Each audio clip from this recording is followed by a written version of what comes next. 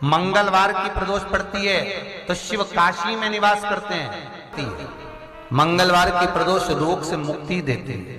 बस पीने ही वाली थी, शंकर भगवान ने वही हाथ में जल लेकर एकादशी के हाथ में उसको देकर कहा, ले, ये मेरे द्वारा निर्मित एक व्रत है जिसे त्रयोदशी के दिन तूने मांगा है, मैं तुझे देता हूं। आज इस व्रत का फल मैं तुझे प्रदान करता हूं। अब तू जिस जीवात्मा को लेकर जाएगी उसका पाप प्रबल नहीं होगा।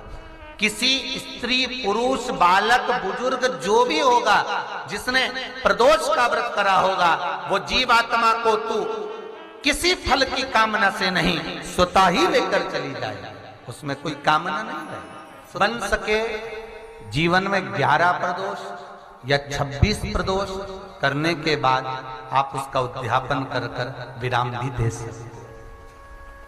पर जीवन में एक बार प्रदोष का व्रत मौका मिले, जिस कामना से, जिस दिन का भाव आपके मन में आए कि मुझे रोग से मुक्ति पाना है तो ये प्रदोष मुझे करना है, मैं रोग मुक्ति के लिए, हम मंगल, जो भी आपके मन में आ रहा है, संतान प्राप्ति के लिए शनिचरी प्रदोष, आप उसका स्मरण करें।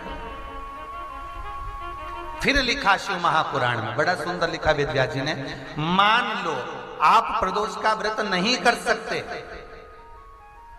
आप अगर व्रत नहीं कर सकते तो प्रदोष के दिन, प्रदोष काल में शाम का समय सूर्यास्त का कुछ पल, कुछ घड़ी के पहले से लेकर बाद तक का प्रदोष काल के अंतर्गत आप शंकर जी के मंदिर में जाकर 1 लोटा पानी, 5 बेलपत्र भी अगर समर्पित करते हैं तो संपूर्ण प्रदोष का फल आपके भाग्य में प्रबल हो जाए। बैसाख के महीने में पड़ने वाले प्रदोष, ये सभी इतनी महत्वपूर्ण क्यों हो जाती है?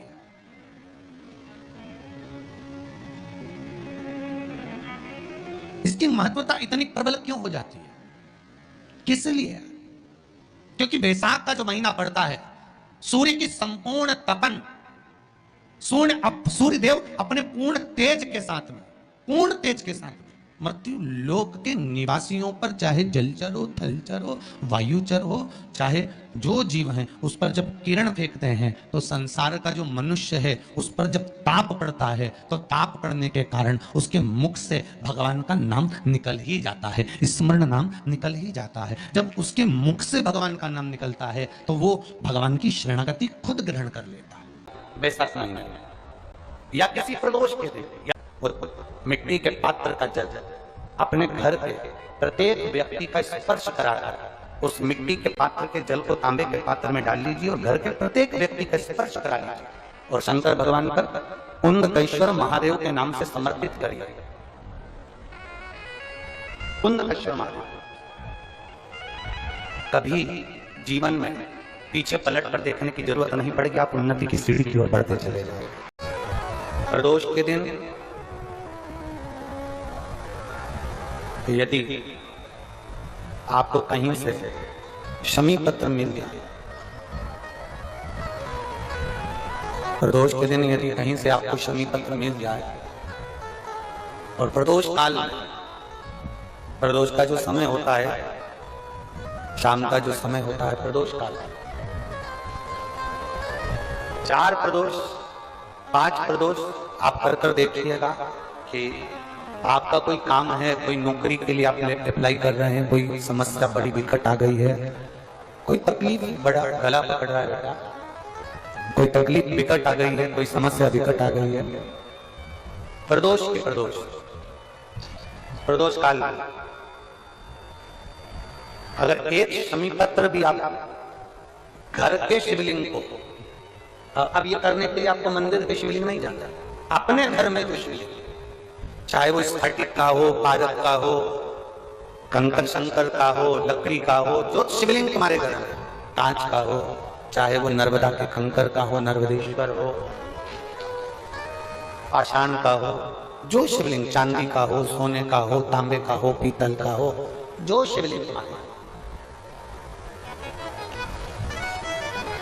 एक शमी पत्र यदि आप भगवान शंकर के शिवलिंग पर समर्पित कर रहे हो और उस शमी पत्र को उठाकर रात्रि को 9:15 की जो एक मुहूर्त होता है, एक समय होता है, जिस समय पर हम अपने मन की बात भगवान शंकर को कहते हैं। पूर्व में भी इसका वर्णन हम कर चुके हैं कथाओं में। उस 9:15 पर वो शमी पत्र को उठाकर एक कागज में, एक कटोरी में उसको रख देते। 4 या 5 प्रदोष के उस शमी पत्र को अपने पास में रखिए और जिस कार्य के लिए जा रहे हो उसको जेब में ऊपर के भाग में उसको रखकर लेकर जाइए। आपका वो कार्य सफल होकर ही रहेगा, वो रुक नहीं सकता। तो शमी पत्र में इतना बल होता है। प्रदोष का जो शमी पत्र होता है वो बड़ा बलवान होता है, बड़ा एक पत्र है।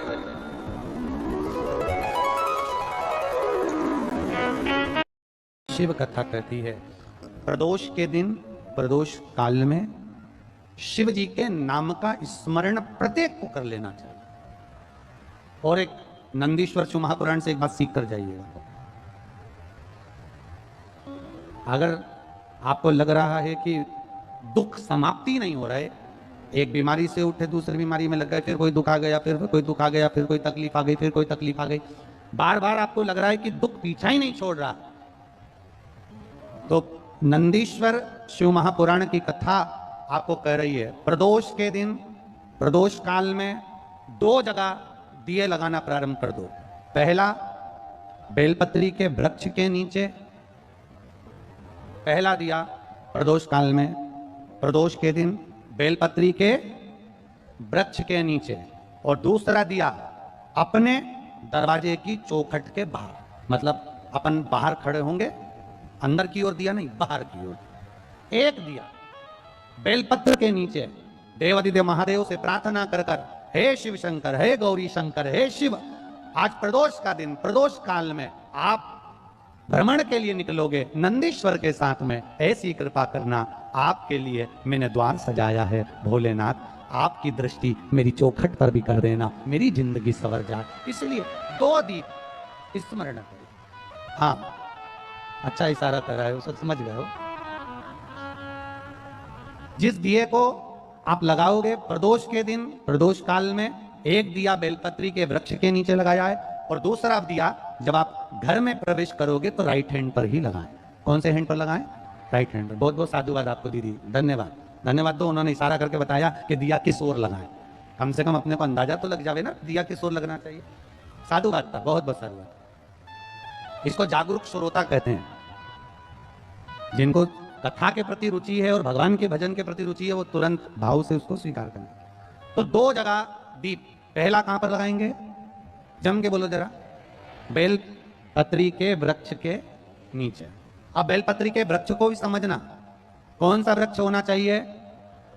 जो आप खड़े हो, दोनों हाथ ऊपर हो, उस हाथ तक भी उसकी पत्ती को स्पर्श ना हो पाए, मतलब उसकी छाया हमारे पूरे शरीर पर पड़े, तो बेलपत्री के वृक्ष की मूलता का आनंद है। जो छोटे बेलपत्री के वृक्ष होते हैं, छोटे छोटे जो पौधे होते हैं बेलपत्री के, इनको जल डालकर, खाद डालकर सिंचित करो, बड़ा करो, उनको पोषित कर कर, बड़ा कर कर कहीं अच्छी जगह उनको लगाओ। ये नहीं कि छोटी बेलपत्री के पत्ते तोड़ लो या छोटे से पौधे के पत्ते तोड़ लो, वो श्रेष्ठता नहीं है। शिव पुराण कहती है वृक्ष वो होना चाहिए जिसकी छाया हमारे ऊपर है। बाकी क्या आपके घर में आप बेलपत्री का पौधा लगाते हो, उसको बड़ा करो, बड़ा करने के बाद उसको कहीं अच्छी जगह पर लगाओ जिससे वो बेलपत्री का पौधा बड़ा हो जाए। बड़ा हो जाएगा, हम हैं नहीं हैं, कम से कम वो पौधा रहेगा, वृक्ष बनेगा। वृक्ष बनेगा तो उसकी पत्तियां टूट कर हमारे ऊपर चढ़ेगी, तो हमारा कल्याण अपने आप हो जाएगा।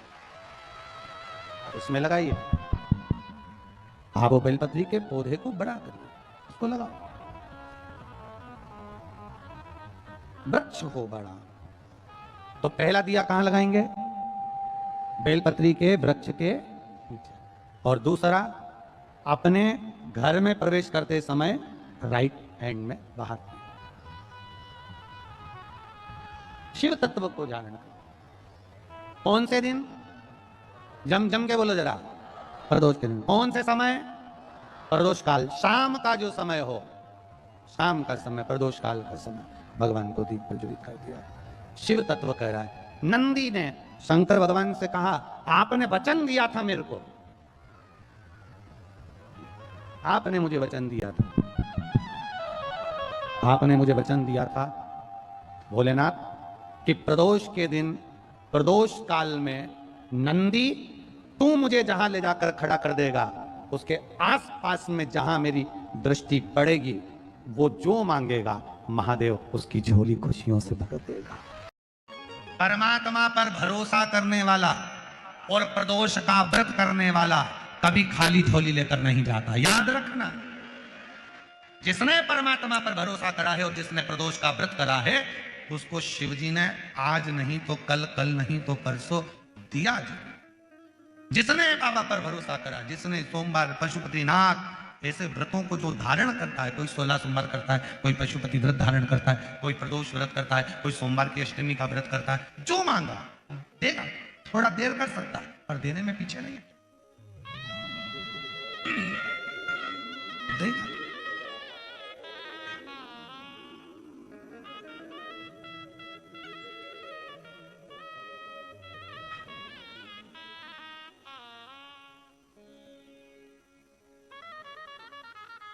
सारे देवता रोज भ्रमण पर नहीं निकलते।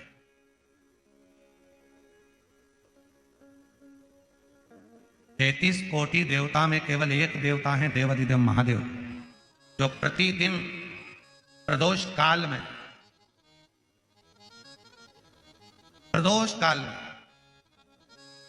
शाम के समय अपनी अर्धांगिनी मां पार्वती जी के साथ भ्रमण पर निकलते हैं, अपने भक्तों का दुख मिटाने के लिए। प्रतिदिन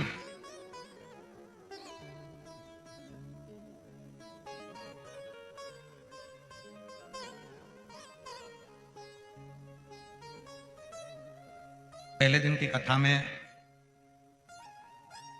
श्री प्रकाश भाऊ जी की धर्मपत्नी श्रीमती टीना जी, प्रकाश जी धारीवाल जी ने प्रश्न किया था उनके घर पर कि प्रदोष करना है, तो पहले तो मेरा निवेदन है कि प्रदोष को समझें कि प्रदोष का मतलब क्या। संसार का कोई मनुष्य कितने भी दोष कर ले, उसकी जिंदगी के सारे पाप उसने जितने भी करे हों, यदि प्रदोष का दिन है, जिस दिन प्रदोष है उस दिन यदि उसने व्रत धारण करा, केवल एक दिन ऐसा होता है प्रदोष का जिस दिन 33 कोटि देवता और 64 योगिनियां भी भगवान शंकर के सामने अपने मन की बात कहने के लिए प्रदोष काल में खड़े होते हैं और शिवजी अपने हाथों से उनके दुख मिटाते मिटाते जाते हैं। वो प्रदोष का व्रत होता है। का विस्तार से तो वर्णन हम करेंगे बीच में, पर सारे दोषों को जो समाप्त, सारे दोष, सारी तकलीफ, हमारी जिंदगी के जितने जितने तुम्हारे दोष हैं इस जन्म के उस जन्म के, और जब भगवान शिव से आप निवेदन करते हैं, प्रार्थना करते हैं, उनसे अपने मन का भाव कहते हैं, प्रार्थना करते हैं, निवेदन करते हैं, तो शिव इसको स्वीकार करते। स्वीकार खड़े हैं देवता, भगवान शिव नेत्र बंद करके बैठे, भगवान विष्णु, भगवान ब्रह्मा सब देख रहे हैं, इंद्रदेव पीछे खड़े हैं और पीछे से देख रहे हैं। उनको मालूम है नहीं मिलेगा, ये मिलेगा ही नहीं। पर तभी भगवान नारायण ने फिर जमकर हर हर महादेव कहा। ब्रह्मा जी फिर बोले हर हर, और भगवान नारायण ने और भगवान ब्रह्मा ने 3 बार ताली का जो नाद किया। चंड ने भगवान शिव को सूचना दी, सूचना देकर भगवान शंकर के नेत्र खुल गए और शिव जी के जैसे ही नेत्र खुले, बाबा ओघड़दानी ने भगवान शंकर ने नेत्र खोलते ही सामने खड़े हुए भगवान विष्णु को, भगवान ब्रह्मा जी को, देवताओं को देखा और पूछा कि आप यहां पधारे, मुझे आज्ञा करते मैं आ जाऊं, आप मुझे करते, आप मुझे बोलते तो मैं पहुंच जाता, आप आए मुझे तो बुलाते, मैं पहुंचता आपके दरवाजे।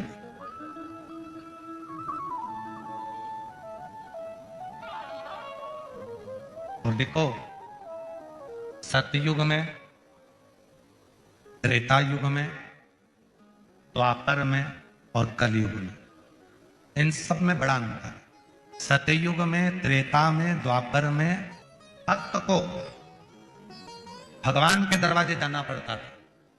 केवल कलयुग एक ऐसा है जिस कलयुग में आप भगवान को पुकारते हो तो भक्त को भगवान के पास जाना नहीं पड़ता, भगवान भक्त के पास दौड़ता रहा।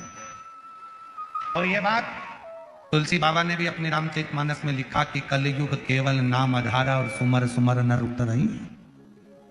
आप जो नाम का उच्चारण करिए भगवान का, जैसे संध्या काल में लगाया गया दीप मानदेह नामक असुर का संहार कर देता है। प्रतिदिन एक नियम बनाकर रखना चाहिए कि रोज शाम के समय पर अपने घर में प्रदोष काल के समय पर एक दीप जरूर लगाना चाहिए। और यदि बेलपत्र का वृक्ष है तो उस बेलपत्र के वृक्ष के सामने भी एक दीप अवश्य लगाना चाहिए।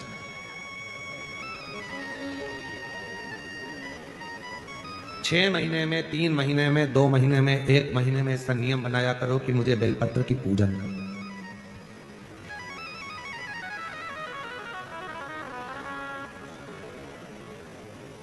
स्वयं माता लक्ष्मी जी ने भगवान नारायण को पाने के लिए बेलपत्र का पूजन किया। जब इंद्र की पूरी सत्ता चली गई थी, सारा की सारा धन इंद्र का चले गया था, असुरों ने उस इंद्र के सिंहासन पर अपना कब्जा जमा लिया था, तब इंद्राणी ने, स्वयं सची मां इंद्राणी ने शिव जी की साधना की, बेलपत्र के वृक्ष के, बेलपत्र की पूजन की।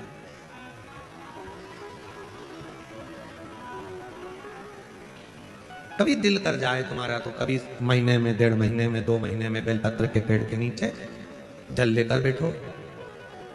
बेलपत्र के वृक्ष के नीचे दूध नहीं चढ़ाते, बेलपत्र के वृक्ष के नीचे दही नहीं चढ़ाते, शहद घी नहीं चढ़ाते। बेलपत्र के वृक्ष के नीचे जब आप बैठते हैं, बेलपत्र पूजन का एक विधान होता है कि जब हम बेलपत्र की पूजन करते हैं तो 2 कलश पानी के भरे हुए, एक अपने सीधे हाथ की और एक उल्टे हाथ की ओर रखा जाता है। पूजन की थाली बीच में रखी जाती है। 2 बत्ती का, लंबी बत्ती का, 2 बत्ती लंबी घी की जलाई जाती है। लंबी बत्ती बेलपत्र के वृक्ष के नीचे 2 बत्ती लंबी जोड़ा बनाकर उसको जलाया जाता है। फिर दोनों हाथ में कलश में जल है, बेलपत्र के वृक्ष के नीचे दोनों हाथों का जल धीरे धीरे शिव जी का स्मरण कर कर, नारायण लक्ष्मी का स्मरण कर कर, मां आदिशक्ति गौरा का स्मरण कर कर, रिद्धि सिद्धि गणेश का स्मरण कर कर उसको चढ़ाओ। प्रार्थना करो, विनय करो, मेरे जीवन में बहुत कष्ट है, उसको मिटाना है आपको। शिव आपसे प्रसन्न होते हैं, वैसे मेरी जिंदगी भी प्रसन्न करना है आपको। जल चढ़ाकर दोनों पात्रों का थोड़ा थोड़ा जल कलश में बचा लेना है, पूरा पात्र खाली नहीं करना है, दोनों को वापस रखना है। और थोड़ी सी हल्दी पीसी हुई शिव जी के उस बेलपत्र पर लगाएं, थोड़ा कुंकुम वो भी बेलपत्र पर लगाएं। 7 दाने अक्षत के, केवल 7 दाने अक्षत के बेलपत्र को छुआकर अपनी थाली में रख लें।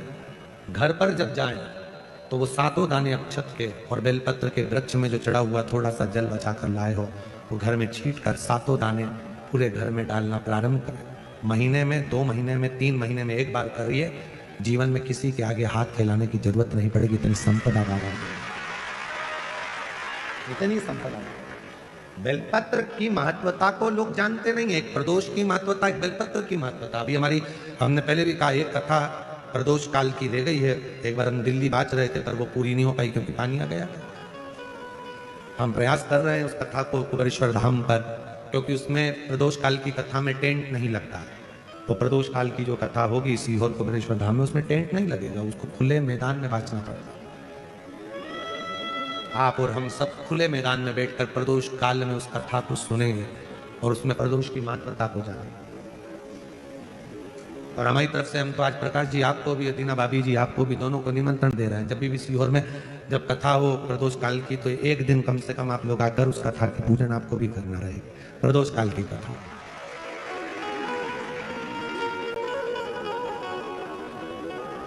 अभी तो नहीं है, पर जब भी तारीख निश्चित होगी साल 2 साल में, जब बाबा कृपा करेगा तब उसको रखेंगे। पंडाल में भले तुम्हारे लिए हम सोने के लिए पंडाल लगा देंगे, पर कथा सुनने के लिए तो आपको मैदान में ही बैठना पड़ेगा, खुले आसमान।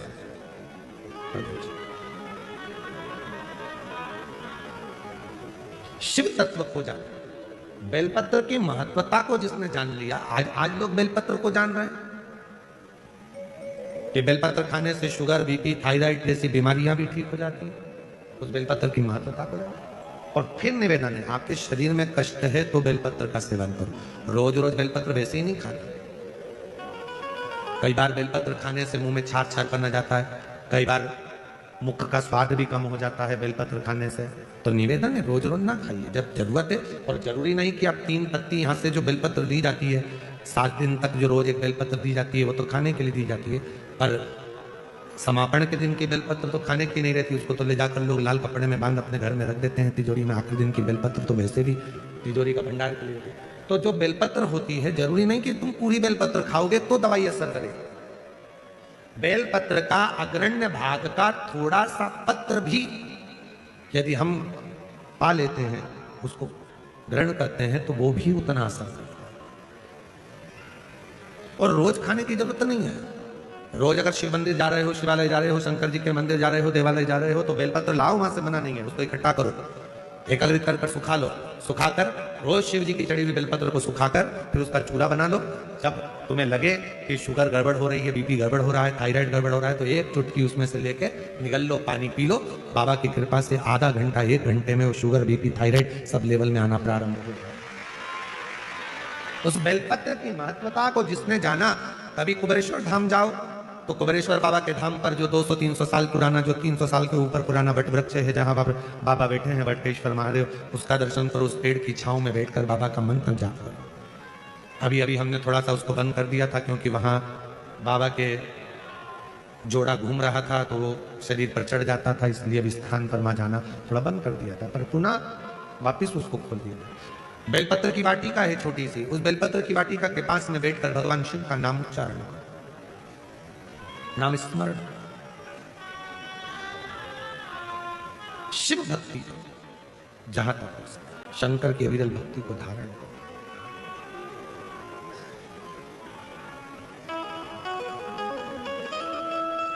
शिव की साधना, आराधना जीवन को सुख देती है। बेलपत्र का वृक्ष का पूजन अर्चना हमें आनंद प्रदान करती है। लक्ष्मी जी ने बेलपत्र के प्रयास करना, जब जिस महीने में जो प्रदोष पड़ा करे, जब प्रदोष पड़े, बन सके 1 बेलपत्र, बन सके 5 बेलपत्र, शमी पत्र, हरे मूंग,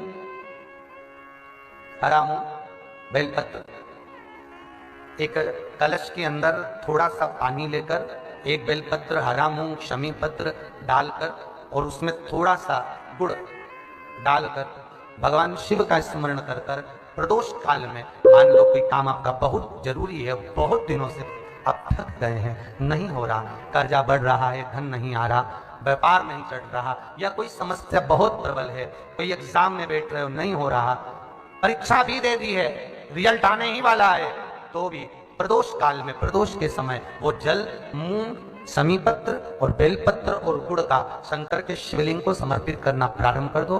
2 या 3 प्रदोष करोगे, बाबा आपकी मनोकामना शीघ्र पूर्ण कर देगा। 2 या 3 करो।